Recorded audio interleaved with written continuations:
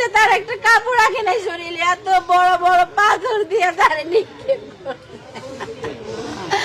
ওরা কি মানুষ, ওরা কি মরবো না, ওরা কি মরবো না।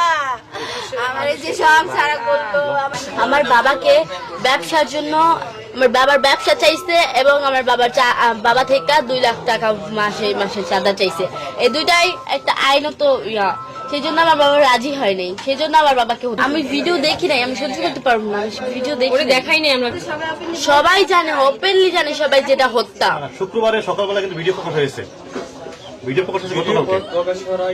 আপনারা কি আগে থেকে জানতে পারছেন? হ্যাঁ, আমরা আগে থেকে জানতে পারছি। কি জানতে পারলেন? মানে কারা কারা করছে?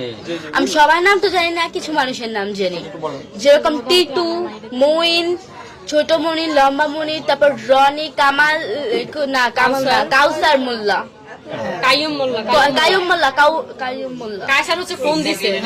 যখন আমার মামা বাসায়, ওই কাউসার ফোন দিয়ে আমার মামার বাসা থেকে বের করছে, বলছে যে তুমি তাড়াতাড়ি আসো, তুমি তাড়াতাড়ি আসো, দোকানে আছি, তুমি তাড়াতাড়ি আসো। ওনারে অনেক রকমের মানে মেন্টাল ক্রিয়েট করছে। কোশ্চেন গুলো ওকে না করে। আচ্ছা, ভিডিওটা পরে প্রকাশ হওয়ার কারণটা ছিল কি? পরে হচ্ছে গিয়া আমি প্রেস ক্লাবে গিয়েছিলাম, বরগুনা প্রেস ক্লাবে। আমার কাছে তার আগে অনেক ভিডিও ছিল, হিউজ পরিমাণে ভিডিও ছিল আমার কাছে। তো আমি এগুলো পেশ করার মতো এই মানে প্ল্যাটফর্ম পাচ্ছিলাম না, তো যার কারণে এটা একটু লেট হয়েছে। আর এই আমার কাছে যে আপনার পাথর নিক্ষেপের ভিডিওটা আসে আপনার আগামীকাল 9টার দিকে, সকাল বেলা 9টার দিকে। তো ওইটাই আমি আমার একটা কলেজ, আমি বরিশাল ভার্সিটিতে পড়ি, তো ভার্সিটির আমাদের পেজ আছে, পেজে আমি এটা আপলোড করি। আপলোড করার পরে এটা অনেকটা মানে 1 ঘন্টা না 1.5 ঘন্টার মধ্যে এটা সবাইকে ছড়াই যায়। হ্যাঁ হ্যাঁ, এটা প্রকাশ হয়েছে কালকে। কারণ আর এর আগেও আমার অনেকগুলো ফুটেজ ছিল, সিসিটিভি ফুটেজ আছে 7টা। সেটা হচ্ছে গিয়ে আপনার ওই যে আমার মামার সাথে যখন অফিসে বসে কথা হয়, আমার মামারে তখনই তারা ওইখানে বসে মারামারি শুরু করছে।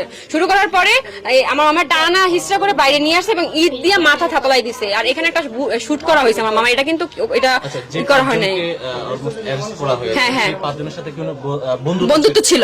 এই যে মুবিন উনি, হ্যাঁ মুহিন, উনি হচ্ছে গিয়া ওনার যে বাসার খাটটা পর্যন্ত আমার মামা কিনে দিচ্ছে। আর তারপর হচ্ছে গিয়া আপনার বাজার করে দিত, তারপর চালাইতো আমার মামা, আমার মামা ওদের চালাইতো।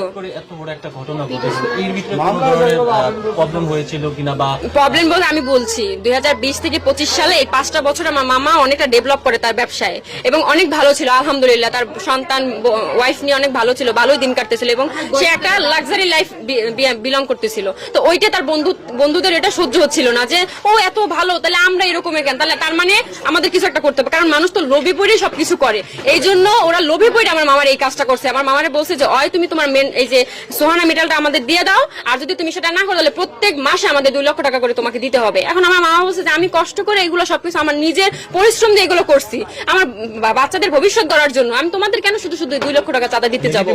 হুমকি দিছে আমার মামার ডিরেক্ট, একদম ডিরেক্ট। আসলে আপনারা যখন আপনার মামা নিয়ে